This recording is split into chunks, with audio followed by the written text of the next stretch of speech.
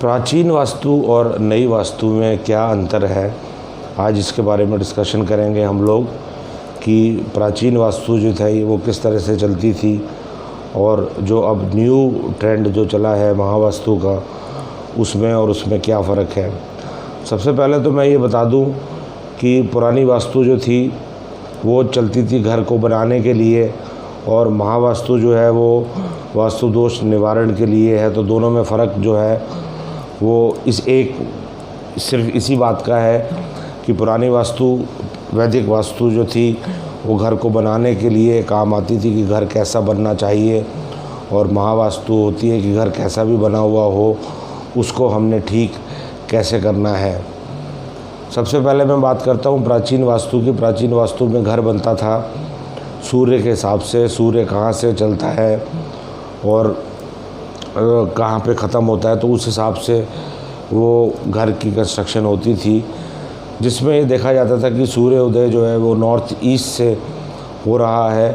तो north east को हल्का रखा जाता था, खुला रखा जाता था नॉर्थ ईस्ट को, कि खुला रहे नॉर्थ ईस्ट, खाली रहे नॉर्थ ईस्ट, ताकि जितनी भी अच्छी रेज़ जो हैं सूर्य की वो आ सके 4:30-5 बजे सुबह। इसीलिए नॉर्थ ईस्ट को प्राथमिकता दी गई थी उसमें। और यूनिवर्सिटी ऑफ टेक्सास में भी रिसर्च हुई थी कि नॉर्थ ईस्ट की तरफ अगर जे देख के कोई भी कुछ करे अगर जे अपने जीवन में, तो 99% उसमें सफलता मिलने की आशा होती है।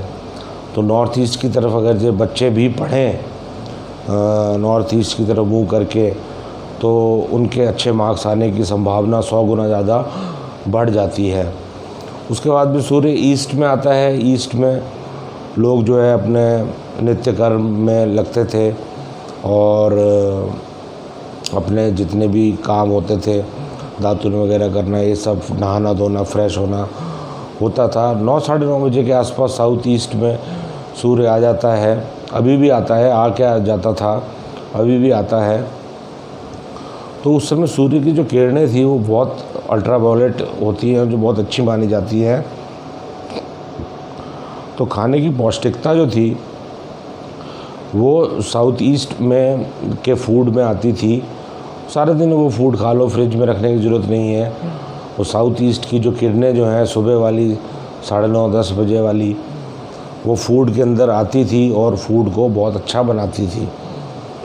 उसके बाद में दोपहर होने तक जो है सूर्य साउथ में चला जाता है हमेशा।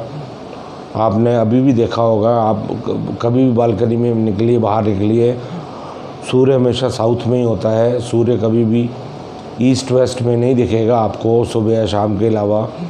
सूर्य सारा दिन साउथ में ही होता है।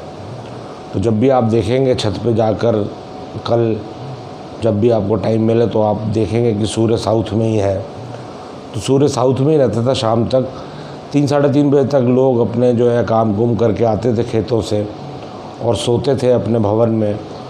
तो सूर्य उस समय अपने प्रचंड रूप में होता है और गर्मी बेहद होती है, तो इसलिए दीवारें मोटी रखने का प्रावधान था वहाँ पे कि दीवार जो है वो मोटी रखी जाए। उसके बाद में नॉर्थ वेस्ट में सूर्य जो है वो ढलना शुरू हो जाता था। तो नॉर्थ वेस्ट में जो इंफ्रारेड रेज थी उससे बचाने के लिए भी वेस्ट को बंद रखने का प्रावधान था कि वेस्ट को बंद रखिए, कभी भी ढलते सूरज को नमस्कार नहीं किया जाता। तो इसीलिए वो रखा हुआ था। महावास्तु वाले ये बोलते हैं कि ये सब चीज़ें तो हैं, पर अब हमारे घर की कंस्ट्रक्शन ऐसी हो गई है कि हम उसमें फेरबदल कर सकते हैं, क्योंकि फ्रिज आ गए हैं, गैस स्टोव आ गए हैं, खाना बनता है अलग अलग टाइम में, कोई उसमें दिक्कत वाली बात नहीं है। एसी कूलर वगैरह है, तो ऐसा कुछ नहीं है कि गर्मी लगेगी साउथ वेस्ट के कमरे में या जो भी है। तो उस हिसाब से जो है वो नई वास्तु वो अब आ गई है। वास्तु ठीक करने के प्रावधान आ गए हैं। कोई भी ग्रंथ ऐसा नहीं है दुनिया में जिसमें वास्तु ठीक करने का प्रावधान हो। अब ये जो है प्रावधान आया है, तो हमको फ़ख्र होना चाहिए इस बात का कि हम हिंदुस्तानी हैं और हमने इस पद्धति को अपनाया है और इस पद्धति में जो है हमको फ़ायदा मिलेगा। तो चैनल के साथ में जुड़े रहिए, चैनल को सब्सक्राइब कीजिए।